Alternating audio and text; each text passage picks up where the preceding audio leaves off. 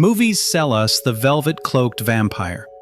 Perfect skin, old money wealth, elegance, immortality. Perhaps that worked in 1205, when identity was a handwritten note on a scrap of paper and money was a chest of coins. But it's 2025.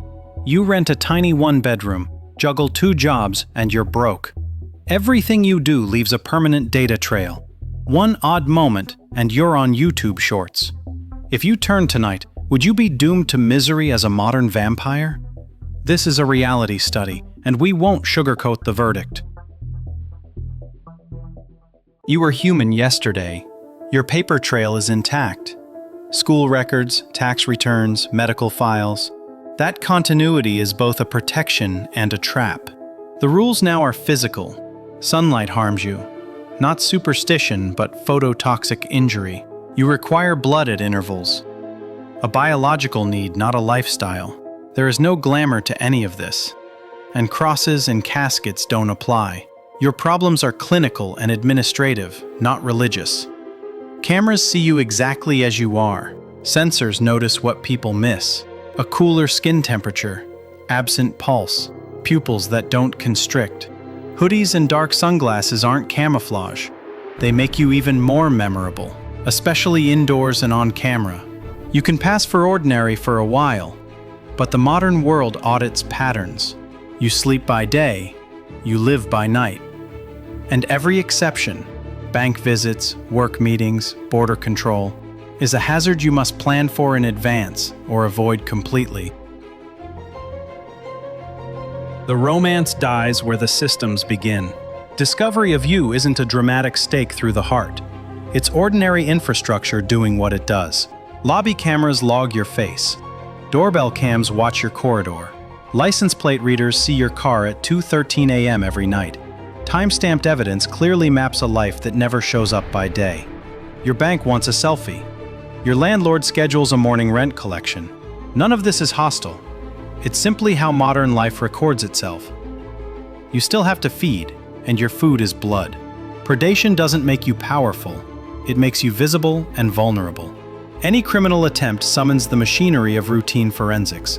Cameras, witnesses, timelines, geofence warrants.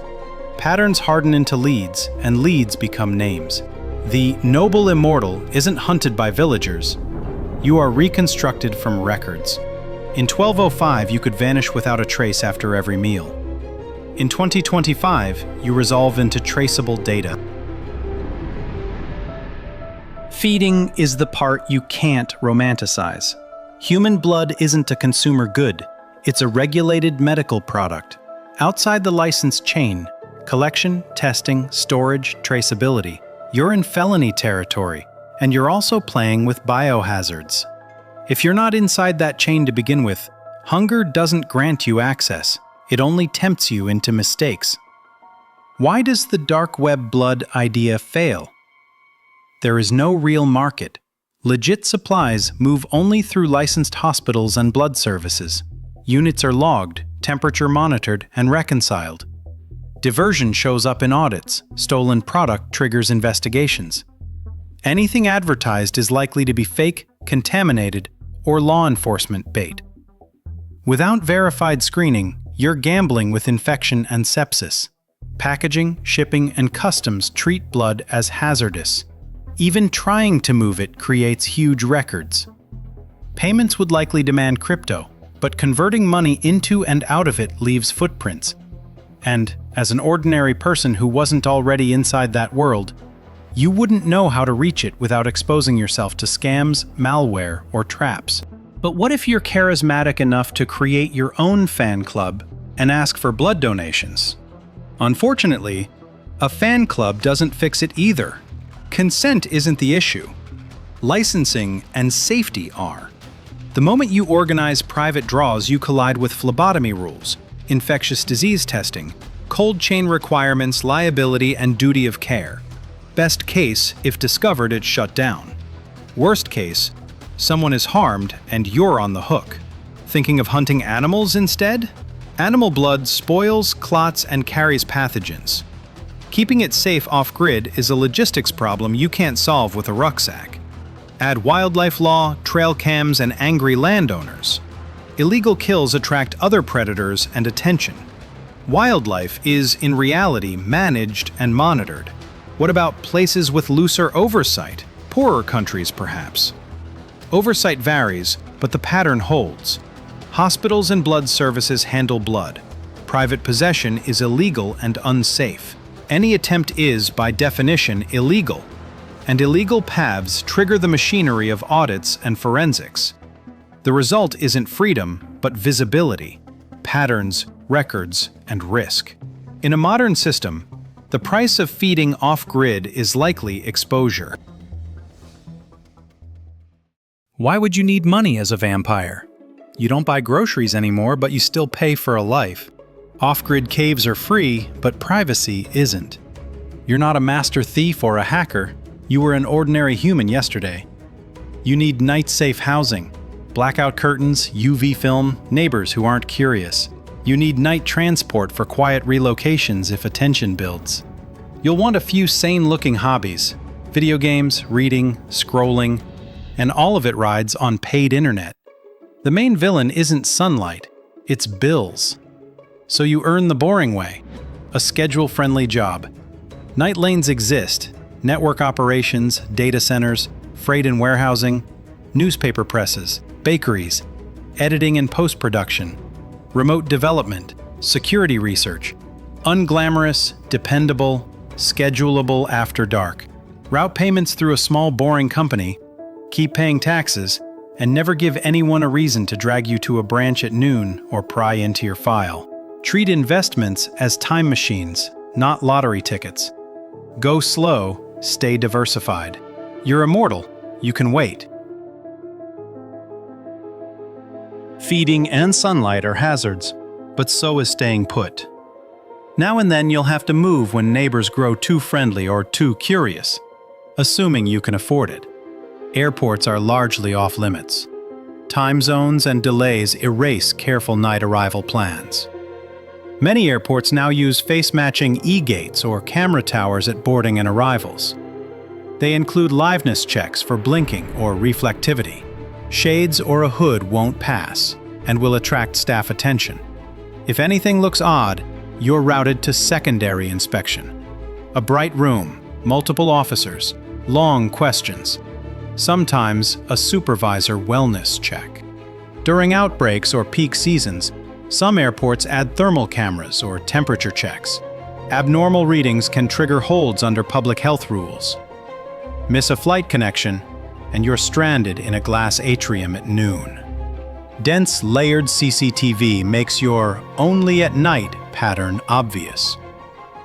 On land, night driving is simplest, but license plate readers and toll cameras still timestamp your passage. Trains and coaches push you through bright stations and glass concourses at awkward hours. Seaports have manifests, ID checks, and cameras. Just wetter. So how do you travel?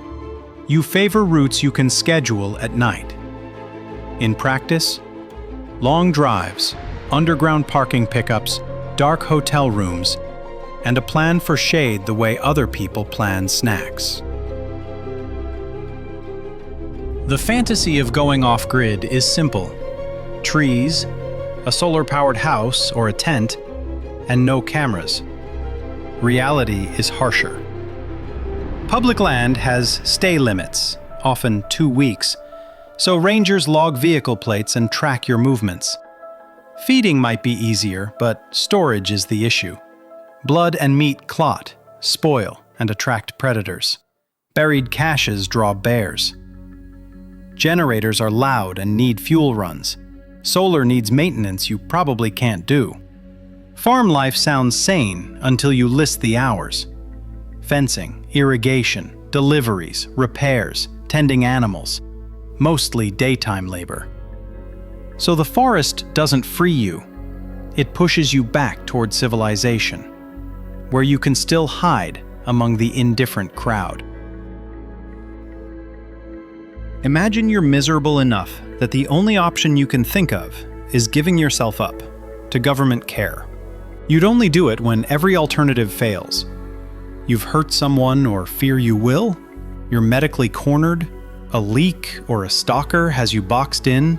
Or you want a precedent that protects people like you? If you surrender, do it through a hospital, not a police desk, because the first frame matters.